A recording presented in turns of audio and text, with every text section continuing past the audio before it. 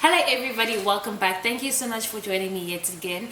I actually wanted to title this video The Psychology of Aligning Our Money to Our Purpose, but I thought that was a bit too wish-washy, and so I just stuck with it the way it is now. But basically in this video I just want to bring to light some sort of beliefs and ideas that we may have around money that could be influencing the relationship that we have with it without even realizing it. But before I even go any further, the biggest disclaimer is I don't have money. Andina mali, ni geld nie. So this is not about to be one of those you should save, you should budget, blah blah blah blah videos. It's more about sort of understanding the relationship that we do have with money and why that is so, and if we actually are aware of it. So if you're interested in hearing about that, then please do keep on watching. We often find ourselves in situations where we want to do something specific and then we end up not doing it because we don't have enough money.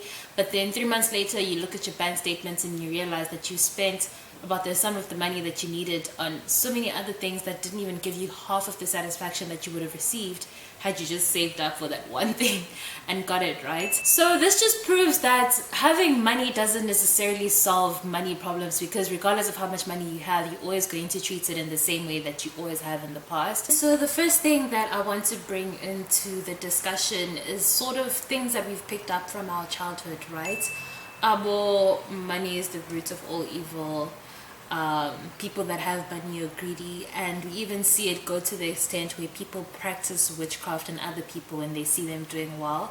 These are all very negative energies that might be affecting the way that we think about money without us even realizing it. The second thing that I want to bring into the discussion is this concept of intergenerational elasticity of income, and that's basically just a metric value based on the country that you're from that gives you the level at which your grandparents and your parents' income circumstances will basically pass over into your own life. Unfortunately, we do come from a country that has a very high inequality of distribution of wealth, right?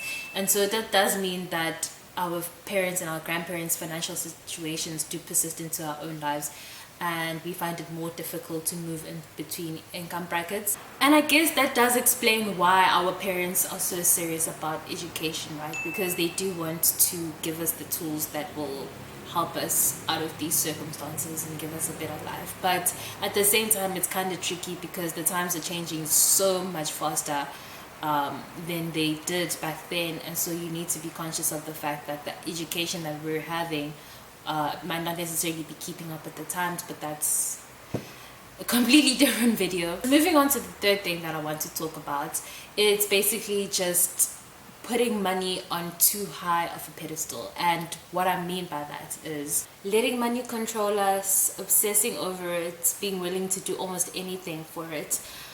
These are not very good habits, right? And I think the main problem with all of these things put together is just the fact that it makes us sort of subconsciously decide to distance ourselves away from money.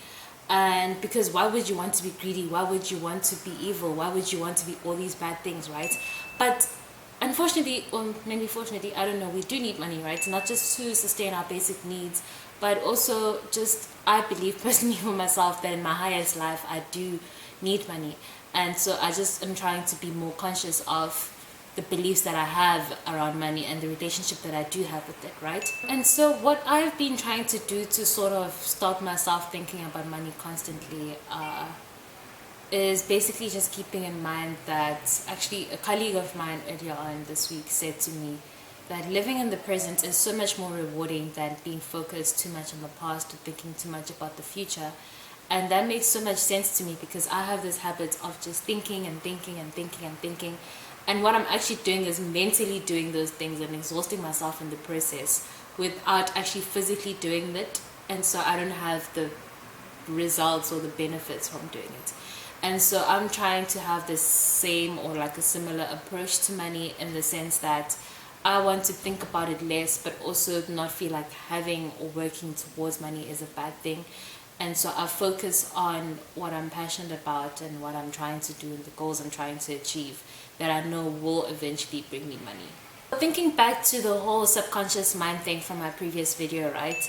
As Henry Ford once said, whether you think you can or whether you think you can't, you're right. And that's kind of like the thinking that I want to adopt when it comes to money as well. In the sense that if I think that I deserve it and I'm willing to work for it, then that's exactly what is going to manifest into my life, right? But if I'm always lamenting over how broke I am and then it's not gonna work out. That's where the whole purpose chat comes in. And the way that I like to think about it is as two different things, right? One is talent and one is interest. So your talent is something that you're naturally gifted with, but you obviously still need to work at if it's something that you want to pursue.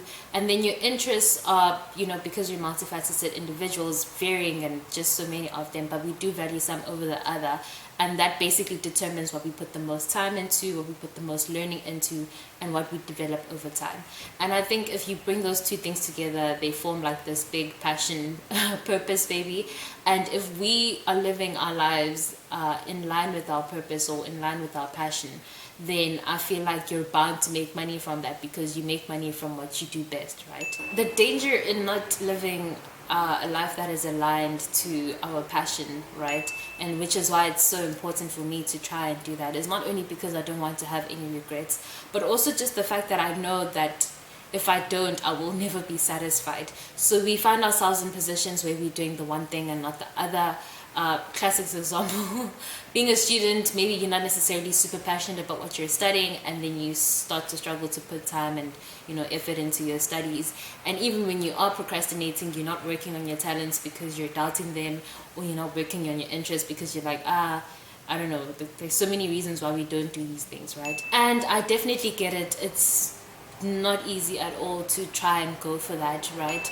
But I think the whole subconscious mind thing that I was talking about in my previous video is just the fact that we actually do have a lot more control over our lives than we do, especially if you have faith, especially if you believe in God, especially if you believe in a higher power.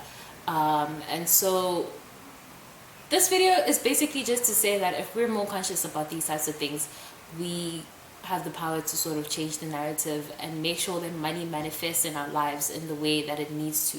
And so knowing all this information and making it a point to educate ourselves about it will help us have a better relationship with money and help us be, you know, make informed decisions and actively decide to change it. And if we don't, it'll always be the same. What you end up deciding to do is completely up to you, but just for example, you could decide that you actually just need to make more money, which is a lot of fuss, I'm assuming. But also you can maybe decide to make better financial decisions with the money that you have right now so that it works better for you, right? But I think deep down in your heart, in your mind, in your soul, you already know what it is that you actually need to do, but you need to make that mental connection that this is how I feel about money, this is how I engage with money, in order to change that for it to happen the way that you need it to. And while we're still on this whole subconscious mind thing, in my previous video I did link a couple of videos and I think like an article about the subconscious mind, because some people were asking me about that, and so if that's something you're interested in, then please do go back and check that out. Otherwise, that is it from me today. This was very difficult to film. A lot of things were going wrong, but I hope that it didn't pick up too much on camera. And yeah, see you in the next one. Thank you for watching. Bye. No sleeper seats, that's a mattress. No sleeper seats, that's a mattress.